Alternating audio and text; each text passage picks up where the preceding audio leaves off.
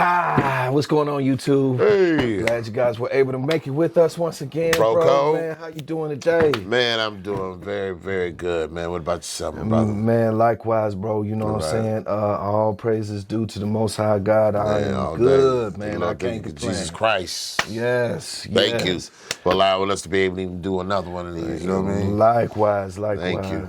So we got this clip, bro, that you said you actually sent. Yeah, man. I had to send this because I'm like, this is bogus, man. Yeah, to be honest, I'm not gonna lie. Like, I actually did look and see the clip on YouTube. Okay. But I passed it up and was looking at other clips. I recognized the story when you sent it to me. I clicked it on it. I was like, oh, okay. So if you guys haven't seen it, here it is. On a Saturday night in Greektown 2 summers ago, Marcus Alston and his friends were downtown celebrating a friend's upcoming wedding. The night began like any other. Pretty typical. We were just clowning around, having fun. But as police body cam would show, the fun came to an end after 2 a.m. when officers flooded Monroe Street trying to clear out the remaining crowds. As he was walking to his car, Marcus said officers turned him and his friends around and sent them in another direction. They told us to go back the other way, but before we even got all the way back around, the melee happened. Push him out. Get out the way. Get out the way, or you're going to be in a knockout zone. Officers were seen pushing back groups of young men and women still lingering. That's when the police tried to pat one of them down, and from there, it just broke. They just started putting hands on them. At first, Marcus says officers focused their attention on a different group that was downtown that night. Body cam shows a team of officers descending on 2 men wearing ski masks, delivering repeated punches and knee strikes. And the punches continued, even knocking off an officer's camera. At the same time down the street, another group of officers had surrounded Marcus and his friends. This man pulled down from behind by an officer who, seconds later, begins delivering repeated punches. Then, Officer Kyrie Roberts is seen shoving a different man to the ground before another man was thrown down too. It was then that Marcus can be heard demanding officers' badge numbers. They got attacked by the police. Usually, when we see something like that, it's getting swept under the rug, so I just spoke up. And after he did, an officer was seen grabbing onto him, pushing Marcus back before shoving him into the middle of the street. I get up off the ground, and then it's lights out. I never see the punch coming. Y'all ain't got to do that, dog. The punch was delivered by Officer Kyrie Roberts, and it knocked Marcus out. Once he was on the ground, officers did not render aid, according to a DPD investigation. Instead, they yelled at him to get up. Get up! Get up! I didn't do that. Don't walk with my partner. Get up! I didn't do that. Go! Go! I didn't do that. Seconds later, Officer Roberts would leave Marcus in the street, and not long after, turn off his body camera. No officer could be seen rendering aid, including a supervisor, Sergeant Scott Barrick, who would later be reprimanded. Marcus says he was later diagnosed with a concussion and herniated disc. Egregious, offensive, unnecessary, unprovoked. Johnny Hawkins is Marcus's attorney, who filed suit against the city alleging police brutality. Kyrie Roberts, he's a bully, and he enjoys his job. That's the way it looked to me. After the punch, Detroit police would suspend Officer Roberts and launch an investigation, which, in July, concluded that he punched Marcus without justification. Even worse, it found that Roberts was not truthful to investigators, claiming that he saw Marcus strike an officer in the head with an unknown object before punching him. But video showed no evidence an officer was struck with anything. Roberts also claimed he saw Marcus raise his left hand with a closed fist. But look at the video. It shows, and DPD agrees, Roberts wasn't making a fist at all. I wouldn't want him on my roster. That's a clear liability. But he wasn't terminated. He didn't give them a chance. With internal charges looming, Roberts resigned from Detroit on September 16th. Then, just 10 days later, there he was being sworn in at East Point PD, just down the street. Why would East Point want to hire an officer that Detroit was preparing to fire? Again, I'm not going to comment on that. We had questions for East Point's Public Safety Director, George Rohib, who we found at last week's City Council meeting. He was found to have used excessive force. He was found to have lied. He was found to have left a man in the street that he had knocked unconscious. Why was this an officer you wanted to hire? Again, I will not comment on that. It's under review right now. Rohib would not say if he knew about the internal charges lodged against Roberts, but acknowledged he did not see the video of the punch when he hired him. In fact, the very first time he ever saw it was when we showed it to him. Wish you'd seen the video before you hired? Well, everyone makes mistakes, and, we've taken a lot of chances on officers, and actually they're really good officers. He shouldn't be protecting and serving anybody anywhere. You're unleashing them from one bad situation to another city that you can open up a whole nother floodgate of anything to happen. Wayne County's prosecutor declined to bring criminal charges against Officer Roberts, saying there was insufficient evidence. We did leave messages for Roberts through the East Point Police Department and his union representative, but did not hear back. I also called East Point's mayor, Monique Owens, and city manager, Mariah Walton, for comment, but neither returned my calls. So obviously he's now an officer in East Point. They've seen the video. Can this be reversed? Well, that's a question that is actively being asked right now. So in Michigan, when you leave a police department, the state gives you a license. And once you leave a department, your license is essentially turned off. Before you go to another department, there's supposed to be an effort to make sure you are in good standing, that you can and should be an officer. His license got turned back on, but there's a question being asked by the state right now as to whether or not it should have been. That investigation is ongoing, and ours will continue tomorrow at 6. Yeah, we definitely think a fail-safe like that is automatically in place, but it doesn't always work, yeah. But that's why we have you. All right, you all. Remember to go ahead and subscribe to the channel. All right, subscribe if you haven't. Smash those likes.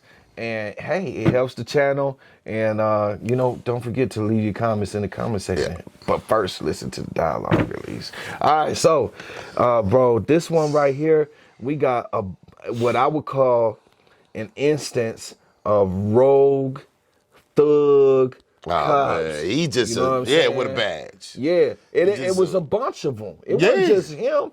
It was a group of these cops just they around, jumping people, pushing people. They jumping them. Yeah, beating their ass. I mean, beat down so everybody. Yes. Beat down so everybody. Yes, and these people are walking away, and you grabbing on them and pushing them. Like, I seen them, the one dude push one guy so damn far, and it wasn't even crazy. I mean, it didn't make sense. It was crazy. Right. It just didn't make sense. It didn't make no sense. Because the dude was bagging away, man. You know what I'm saying? So I don't see the point of all that aggression. Right. It just wasn't the point. It was I think they acted like a wild pack of dogs. Yeah. Those weren't cops.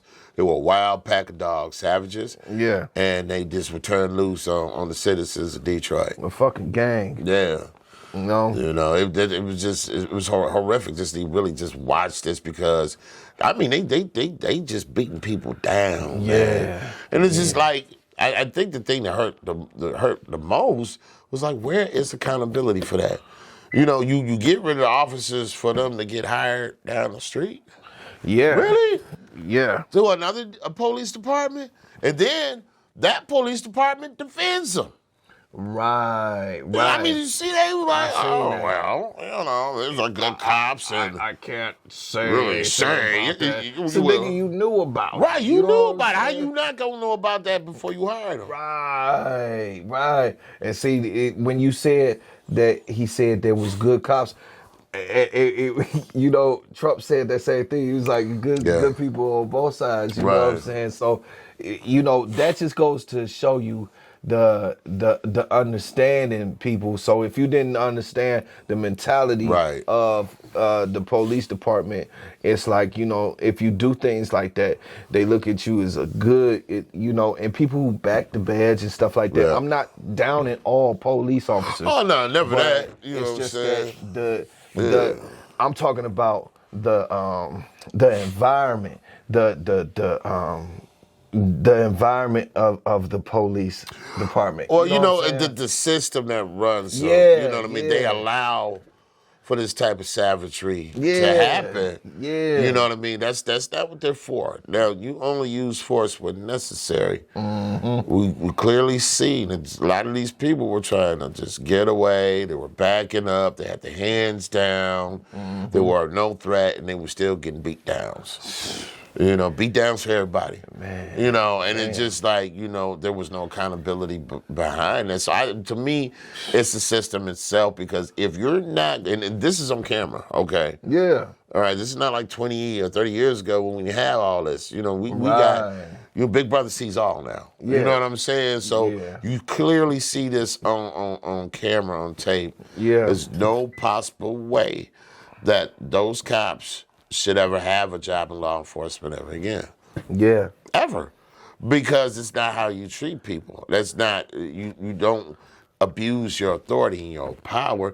And that's exactly what I see. Now, I'd seen nothing less but that. I'd say so too. That's what I see. And I just felt that it was very disrespectful, and it just adds on to why we don't really have a trust for them anyway, why we don't even mess with them, you know, especially in the black community, you know what I mean, because they have us stigmatized anyway, you know what I mean? They come and, you know, they'll probably be in the white community and treat them a lot better than they would a black community, because, they're all savages and this and that. No, everybody is not a savage that's black. You know, I'm sorry, you know, it just, that's just a misconception. It's just a lie that they put out there just to generalize the whole community, because it's probably a poor community. But you know, there's people in poor communities, man, that get up every day and go to work and try to make a better life for their family. Right. You know what I mean? So I had to be myself. I don't appreciate nobody just coming in and just generalizing the whole community like that, because 9 times out of 10, the people that are doing the messed up stuff, that's only a fraction of that community, man. Yeah, that's not even, that's you know not what I'm the saying? community Yeah, as that's a whole. as a whole. Nah. You know what I'm saying? But you got these cops coming in, just they already judgmental. They're like, well, we're gonna take a time to get there for one. You know, once they get there, you know, they're already like, no, you did do it. You did. I don't even want to hear it. You know, come on, let's just go to jail. You know, it just seems like we've been just so disposable since day one, since we've been off the ship. You know, since the ancestors got off Mayflower and been brought here. You know what I'm saying? We've been disposable since then. And it's just, me personally, I'm tired of shit. You know what I'm saying? Because God don't make trash. You know what I'm saying? People can become trash, make themselves trash, but that ain't how you can come out. And you can't judge everybody for the wrongs of others. You know what I'm saying? It's just not how it works. That's not how God gonna do it. You know, so anybody that's listening to law enforcement and all that, you're not God. You know, you don't run anything. You know what I'm saying? You got a job to do, just do the job. Quit abusing your power and coming in there judging people that you don't even know. You know, that's wrong. And I mean, that's pretty much what I got to say about this. It's just, like I say, it's just horrible. And this is something that we see every day. You know what I'm saying? I mean, for years to come, you're still going to see stuff like this, because they're not going to change the system. They're not going to hold these type of people accountable for what they're doing. Nah, man, that is so true. You know, on so many different levels, man. We got so much wrong, and it's really the mindset. It's really the mindset of that environment that they're in. I know that they're frustrated. You know what I'm saying, when they come out and, you know, they realize that the community is not with them. But at the same token, that the police officer is not just a job. You know, it's not just a job for you to go ahead and you get some money.